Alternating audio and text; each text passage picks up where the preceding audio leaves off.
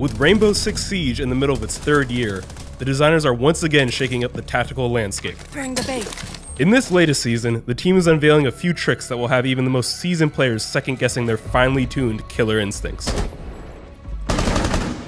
For Operation Parabellum, we spoke to the developers to find out how you design a brand new CTU, what happens when you weaponize a bulletproof camera, and how you toy with human nature itself.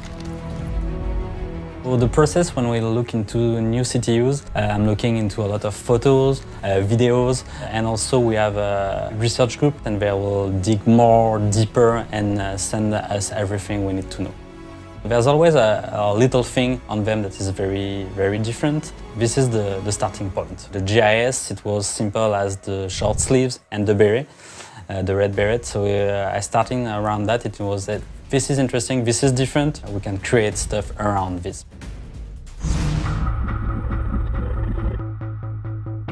There are operators that are designed to fit a very specific role and that will interact with something very specific.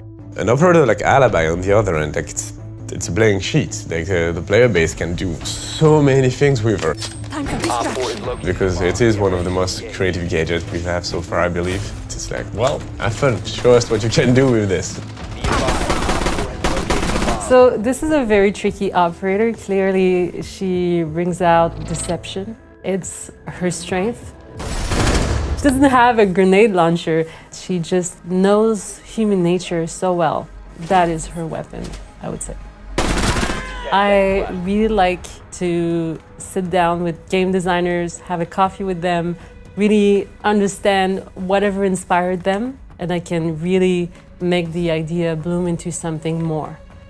There was definitely something about the femme fatale that was inspiring, of course.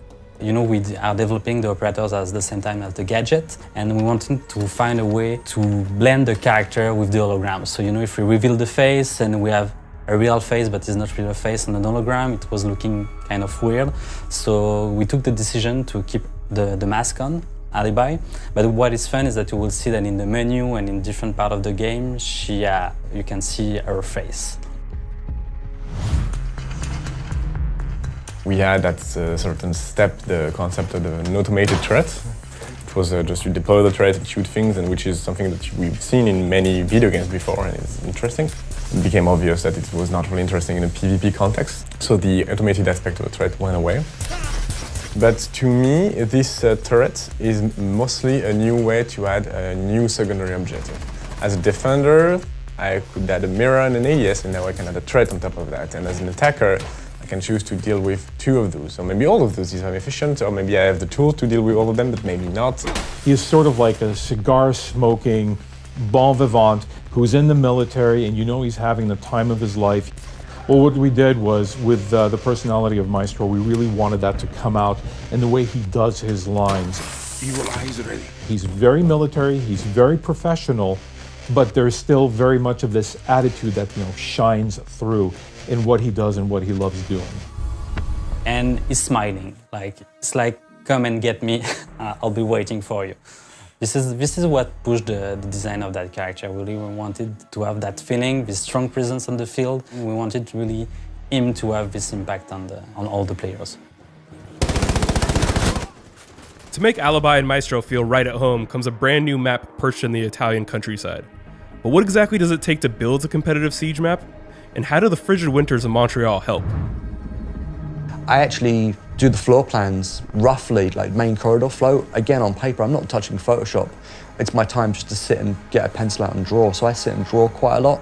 I probably have 50 or 60 different floor plan iterations of just where the rooms were going to be and everything else. And once you sign off on that, you go in 3D and you build it just for navigation and flow so people can walk around it.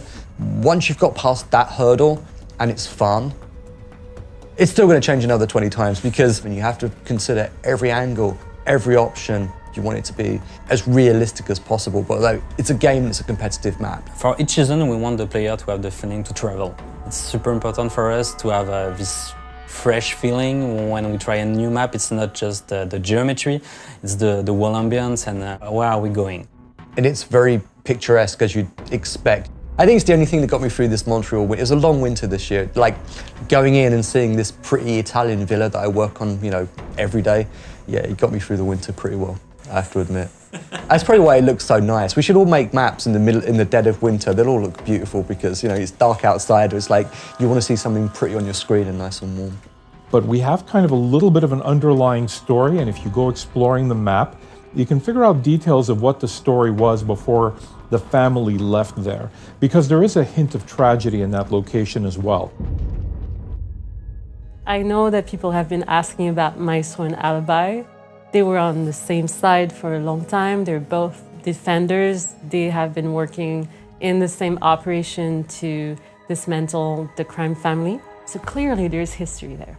But there's also tension, and that is caused by the real reason why Alibi was selected by Rainbow to be part of that organization. She has her own agenda, always, and she can't share it with anyone.